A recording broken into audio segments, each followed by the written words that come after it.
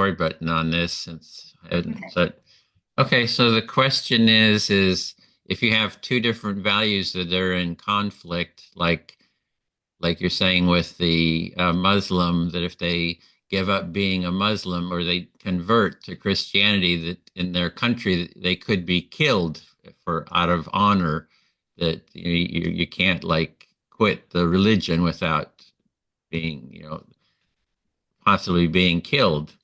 Hmm. And then you're just kind of like wondering how sort of empathy fits into that, that empathy is one of your core values.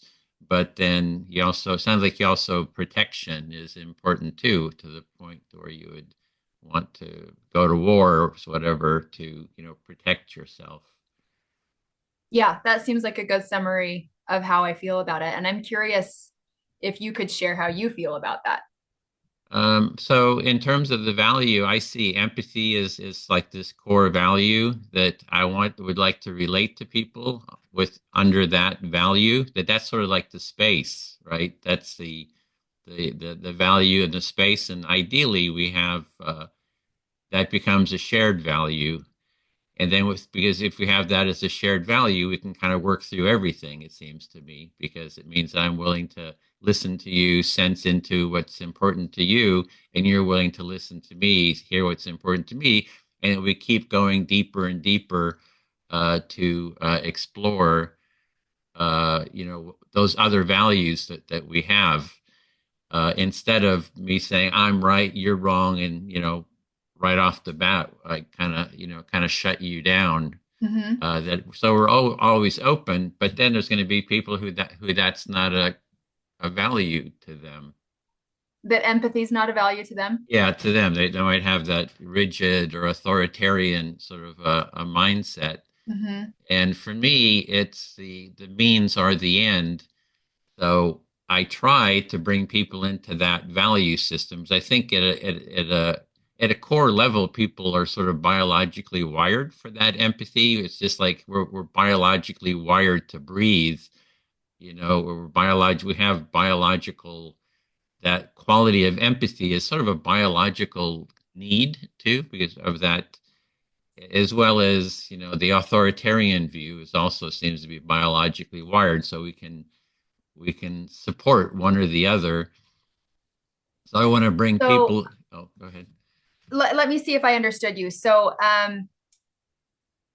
you're saying that this you see that empathy is already a shared value that we have foundationally at the biological level It's a of ourselves. capacity. I would say it's A maybe a capacity. capacity that. Okay. And so we choose on the one hand our biological predisposition toward authoritarianism or empathy.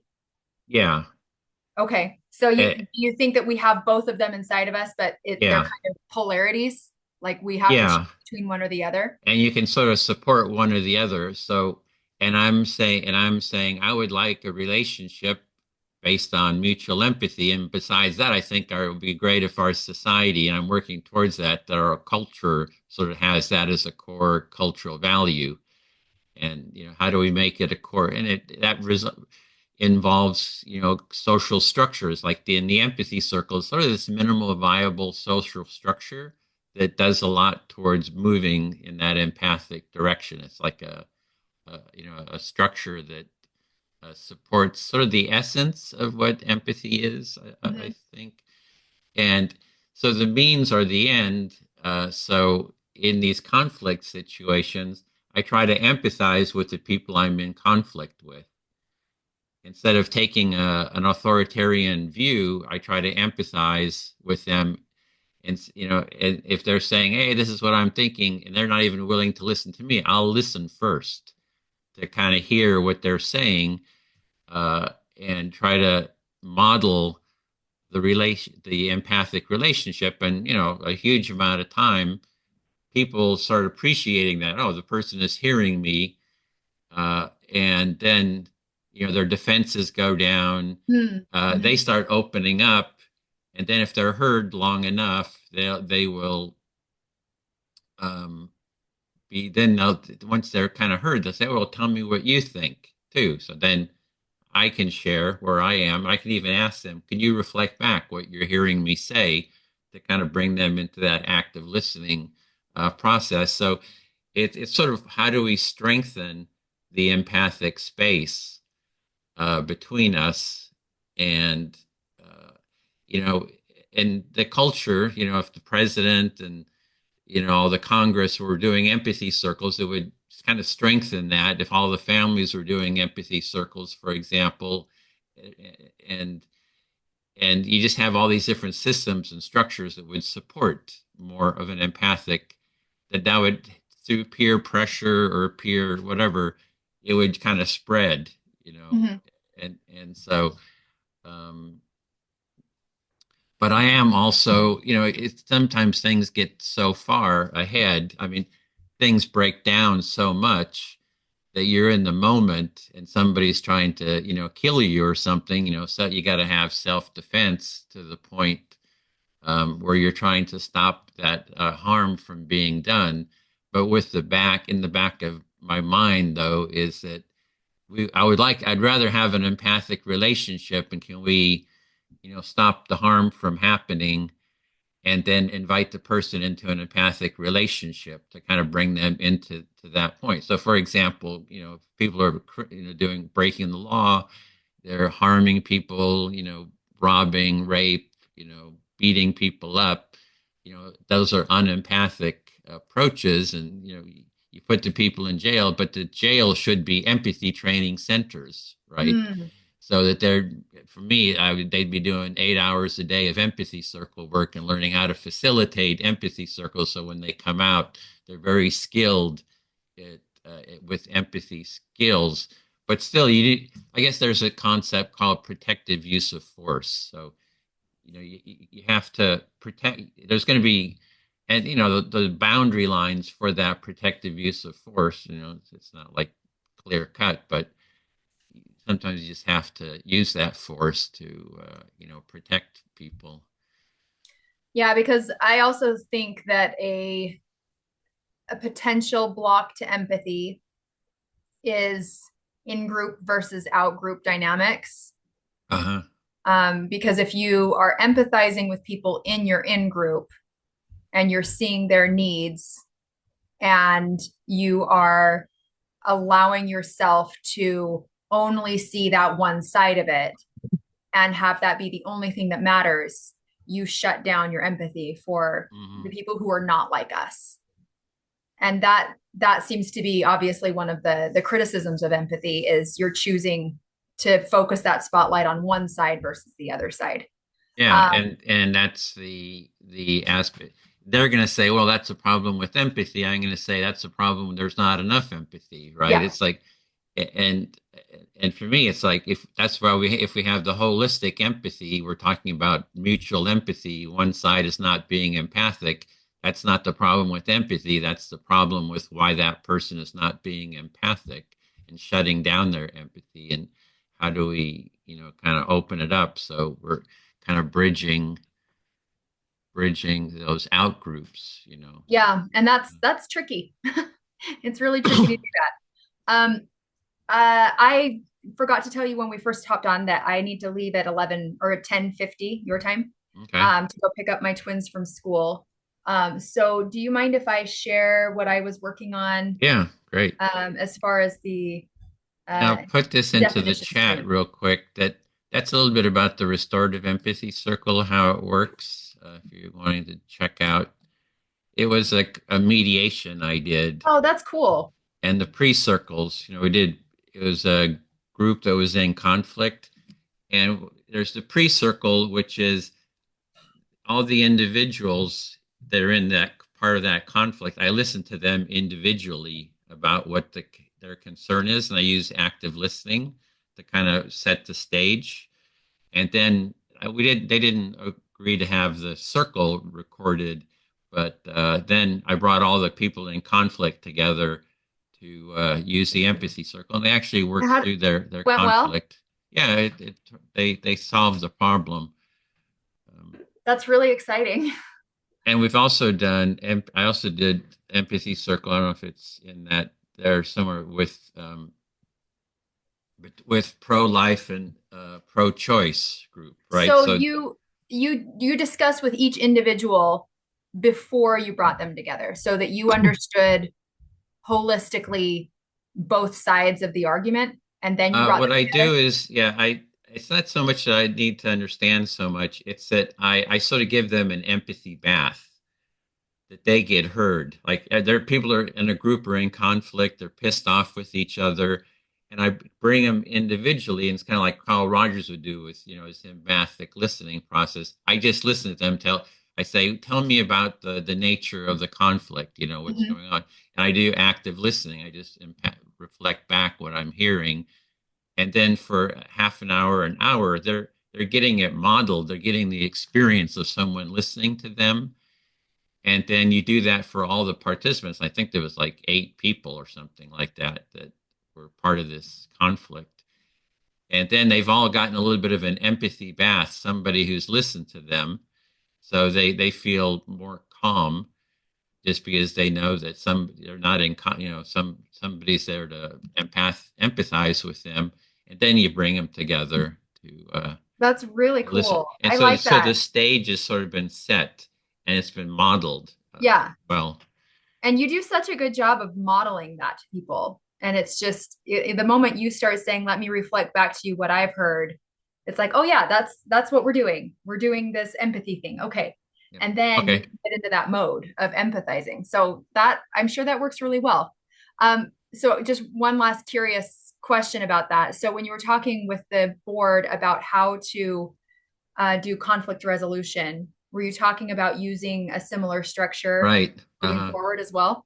And but the part would be is we would have a sort of a place that you go to register that you need help for conflict mediation. So more Hmm. of a structured approach that you go here, these are the people you contact, and then we can set up the process. Yeah, that's really cool. So would you have people trained as specific conflict resolution Mhm. facilitators? Yeah, you need a little bit more depth of experience than just facilitating an empathy circle. Yeah. Empathy circle will go a long way. Some people are just naturals at it, but it's good to have a little bit more skill and practice with it to Yeah, to deepen. not get flustered and lose sight of what you're supposed to be doing as the facilitator, because I'm sure that gets a little bit more emotional. Very, yeah, you gotta kind of watch getting triggered and Mhm. upset yourself, and yeah. Yeah.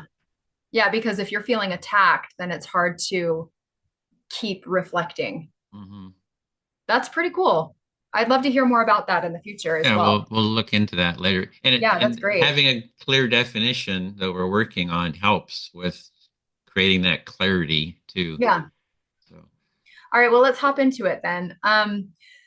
So this is what I've been working on. I'm not done with it, but I just want to show you kind of an overview. I'll walk through this. That's where I'm at. So there's the 4 weeks, but I only have like all of week 1 and then half of week 2 mapped out. And then weeks 3 and 4 kind of like just broader ideas of what it could be at this point. And all of this is subject to you can change anything you want. Like we discussed, I mean, this is an outline of what I would see this being, and then we can discuss and move forward as we as we discuss it. Okay, so week 1 would be definitions. Week 2 would be blocks to empathy. Week 3 would be getting into more of the different philosophical and experiential approaches that people bring to the definition, and kind of starting to come up with what that holistic empathy definition would be. And obviously, we already have an idea of what that would look like, but it's what I would hope this would be would people would kind of discover that for themselves, and then it would make sense why we have come to the definitions that we've come to. So it's like breaking down, peeling the onion in so many different ways. And then it's like very clear once we get to week 3 that this holistic empathy definition is such a beautiful gem as it is. And then week 4 would be like, what do you do with it moving forward? And this was just one thought that I put down. There's obviously a lot more that would go into it, not just when not to empathize. But that was just like a placeholder for what I was thinking about at the time. But should we walk through week 1 Yeah. and Mm-hmm. discuss it as we go? Okay. So an overview, we would welcome so just actually, I'll go more high level than that. The way that this is organized is we have the activity here, the description of the activity, what type of activity is, because as I'm developing this kind of thing, I like to just look at this column and say, do I have too much lecture time? Do I have, am I breaking it up enough to get enough interaction and enough content? And so just trying to balancing it out that way. Then the goal of the activity is here, and then how much time that activity takes, and the total running time Mm-hmm. is in this last column. So you'll see that it accumulates here in the end, and it gets up to 120 minutes at the end of this. So it's 2 hours. That's what we had discussed, right? Mm-hmm. So like 4 2-hour sessions. Mm-hmm. Okay. So the overview of the whole training. So understanding the different understandings of the term. I'm not sure. I was riffing, and obviously I'm not really thinking clearly through this. Definitions, I think, is what I meant to say, of the term. Understand why people criticize empathy, experience the benefits of empathy, take what you've learned to help you interact more effectively in your work and relationships, and help create an empathy movement. So that's just like an overview of the whole training. I also think it would be helpful kind of to stave off some of the potential conflicts that could arise, laying down some ground rules. So, helping people to see there is time for lecture and there's time for discussion, and that we want to get lots and lots of discussion time. And we also don't want to have one person dominating the discussion, because I've seen that too many times Mm-hmm. where Yeah. there's just one person that wants to talk the whole time, right? And so we're going to balance that out. We're going to be respectful to one another. And here's another thing that I think could be important as we're going through talking about potentially sensitive subjects. People could be triggered. Mm-hmm. And so just kind of having a path for how they can move forward with that. So they can private message the moderator, leave the meeting, and set up a time to have a discussion with the instructor or a moderator outside of the meeting, so that they can feel safe to come back into the meeting later. All right, so introductions. This would be an interactive getting to know you thing. Where are you from? Why are you here? And then hang on, I'm going to pull this other one up. This is a training model that I learned from a nonprofit called Pro Literacy Worldwide. I learned this about 16 or 17 years ago, and I've used it so many times, and it's been so effective every time. Like in every setting I've ever used this, it's just a powerful way to peel the onion. Okay, so I'm going to share my screen again and show you this other picture. So this isn't necessarily the picture we would have to use. I have a few different options of pictures we could use. But basically with this, you show a picture, and this is just, let's peel the onion. So rather than saying, like starting out with, what should we do to fix all the problems in the world, or something that's like way too deep, way too complex, we just start off with, I'll show you a picture and let's talk about what's happening. So let's actually just do that right now. Let's talk about, I have a few of them that I pulled up, but let's just focus on one for now. Okay. And I think I like this one because it's very raw, and I can experience empathy as I'm looking at this picture. So I'm going to ask you, what is happening right here? It looks like perhaps a father holding his young, looks like a son, and he's in grief. Looks like it was just a bombing, and the child was killed, and he's feeling grief. And then there's also a camera over there, someone taking a picture of him, a second person. So, yeah. So let's dig into what he might be thinking and feeling. You said he is feeling grief right now. That seems very, very evident on his face. What other thoughts and feelings do you think he might be having right now?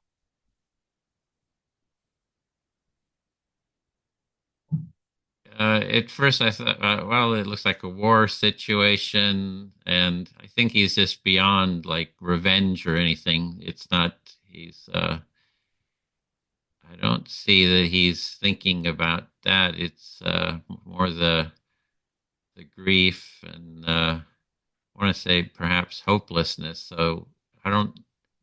I don't see that he's like thinking a lot, except for just kind of overwhelmed, kind of with the grief. Okay, I think that that's an interesting take on it. I love that you said that perhaps he's not even having any thoughts. He's just completely consumed with the emotion of the Hmm. moment. Yeah. And so we would have a discussion, maybe have a few people share what they think is happening, what might be going on internally with this person. Um, and this is where it gets down to a deeper level. Have you ever experienced that kind of emotion? Um, yeah, I've had friends who have died, and I felt grief. Not as intense as his. It looks like he's quite intense, but I've just felt grief from friends, a friend or two. Yeah, friend dying. And what are some of the maybe some of the visceral sensations that come up when you're experiencing grief?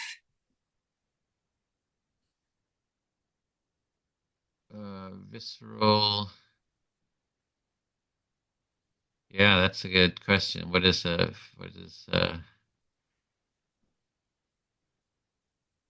it's like something sort of breaks, some kind of the normal way of being sort of breaks, kind of the, I don't know, maybe kind of a structure, some kind of in my body, and then it just kind of breaks, and then there's just this upwelling of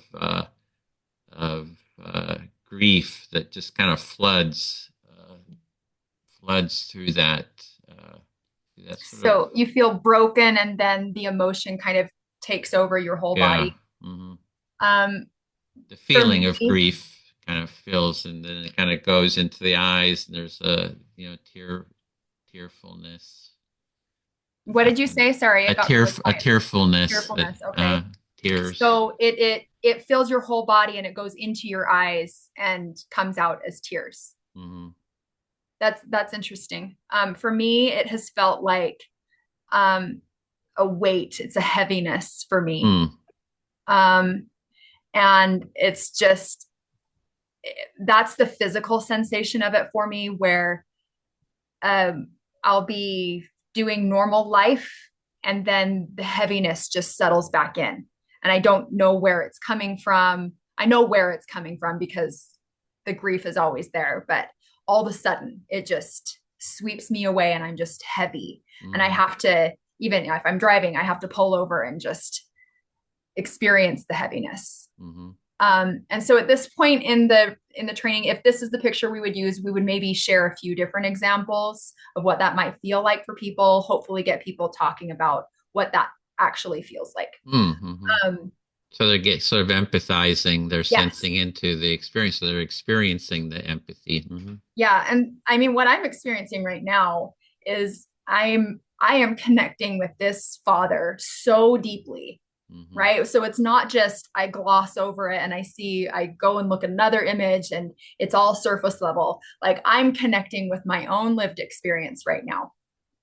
Um, and then we could move to another level of in this model, what you would do next would be so what is the solution? Like what do we do moving forward? I don't feel like I want to jump to that right at this point because we want to talk about the definitions of empathy. So I would come back to that maybe later in the training of now what, Hmm. because we want to get into like the meat of the different definitions. I wanted to really break open that nut at first, though, and have people Yeah. experience empathy, and then we can talk about it. And you're very moved too by it. So, Yeah. And I mean, every time I do one of these, I feel it so deeply, mm, and I connect with the people in a different way than I ever have before. Like, how many times have you and I talked? And I feel like we just connected on a mm, deeper level. yeah. Um, and so that's what I want, is I want people to feel connected with each other, connected with the Mm, topic, wow. connected with themselves. And so as we go into it, it's like, okay, this is important. This matters to me. It matters to the people in this training, and it matters to our whole world. And because if we don't learn to experience this and connect through these experiences, we just get back into our silos of like, this is my experience and it's different from everybody else's, right? Mhm. So we're connecting with the group right here, right at the very beginning. The only thing for me when I first saw it, I thought, oh, this looks like a Palestinian situation, and it brings it up into the current political Right. realm. So I think it That could, is some people potentially could be dangerous. some people could be triggered and say, oh, you're kind of like, being pro-Palestinian or something. Yeah. And so that's why we'll have to be really careful about which picture we use. I've used this one in the past because I've spent time in Africa. I've seen kids like this kid back here that has the distended belly. I've seen a lot of kids like that. It's kind of like you've got the skinny ribs, and then you've got the bloated belly because of malnutrition. Mm-hmm. Um, and so I can connect with that deeply because I've seen it. I haven't experienced it though. Like I've never been that deeply starved and malnourished. Um, but here's another one we could use. Like, what is he experiencing right now? And we could go through all the different emotions and all the different reasons why you might be willing to kill another person. And this is, again, why we have to be careful about which picture we use, because we don't want to trigger people. We don't want to have it turn into something that's like, seriously, did we come to this to talk about war? Mm-hmm. So we would have to choose the right picture to get people to connect in a safe way, and also in a way that's really also, I don't know if vulnerable is the word I want to use, but helps them to connect deeply with themselves and with somebody else's experience. So that Yeah, was you're just one bringing the example. feelings and emotions right into at the very beginning. Yeah. Sorry. Yeah. Um, there's another one. I think it's a little bit, you can see it's a bit contrived. So I don't really love this one, but Mhm. we can see there are plenty of different options. Most of these are war pictures, but it could be a car accident where a parent is trying to save their child, or whatever it is that gets us connecting with this real raw human lived experience. So I think that that's something that will need some very thoughtful attention paid to. Let me just go back to this. I don't know how to, I don't think my PC allows me to toggle between screens when I'm sharing. And so I have to stop sharing and then start sharing again. Okay, so let's get back into where this would be. So this would be this interactive part of like oh wait, where is it? Oh, it's this one right here. That's a 20-minute discussion of what's happening in the picture, peeling the onion. The whole point of this, the goal is to peel the onion. You start surface level and you get down to those deeper levels. Because I mean, if we're looking at it from the perspective of opinions versus sacred values, this is surface level, this is much deeper. You have to start shallow in order to get deep. If you don't, like, if you get straight too deep, people's defenses go up. And so it's just, when we just say what's going on in the picture, and you could use any picture, it's just, we're just describing, and it's not vulnerable at all. It's not like I don't have to bare my soul at all. I'm just talking about what's happening in somebody else's story. But then that's when we connect it to ourselves, and that's when people get down to that deeper level. Hmm. So it's a really powerful Yeah, I model. can feel it. Yeah, I've used it in lectures, I've used it in workshops, I've used it in classes like at church. I've used it in Africa, where that's actually how it was developed, was for these like village workshops in rural areas. It's a literacy training, and it gives people an opportunity to connect with a problem in their community. And actually, so it started as a literacy training, but then they developed, they adapted it to work in a lot of different scenarios.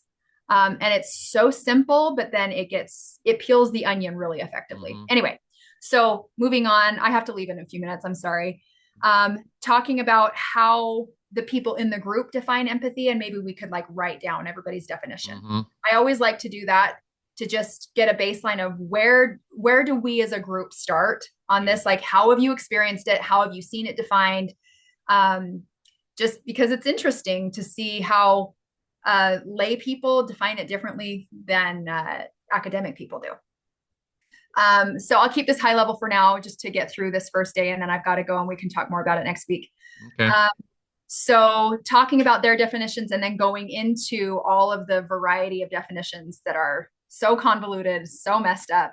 Then talking about some of the criticisms, and then breaking out into little small breakout groups and talking about, we've got all of these definitions we've discussed, the pros and the cons. How do these definitions align with your experience? So we've talked about personal experiences before, and then we've talked about academic jargon and all of that, and then we're bringing it back to the personal.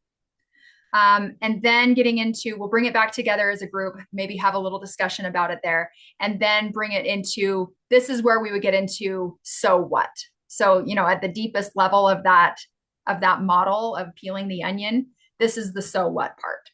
So moving forward, why does it matter for us to have, like, if we're trying to create an empathy movement, why does it matter for us to have a clear definition that we agree upon for this to move forward?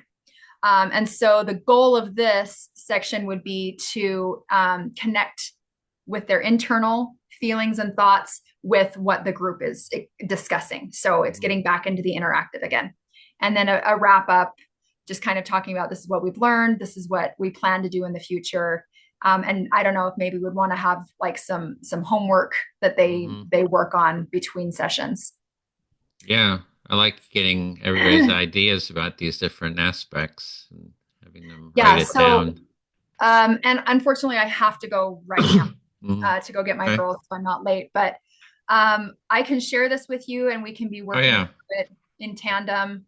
I Mhm. wish we had more time right now to just keep going and get deeper into it, but We'll my husband's not continue next available to time. come out today. Mhm. So next week, Okay.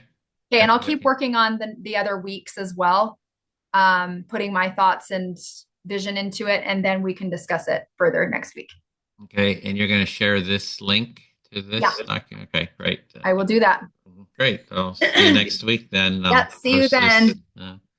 I feel like we just scratched the surface on a lot of deeper stuff this week. Yeah. Yeah, If we had it three all hours fits today, I'd go for it. together. I know Yeah, it's almost like need almost continuous. Needs to be a full-time I know. project. There's so much to do. There is. Uh, All right. Well, I'll talk to you later. okay, great. Bye.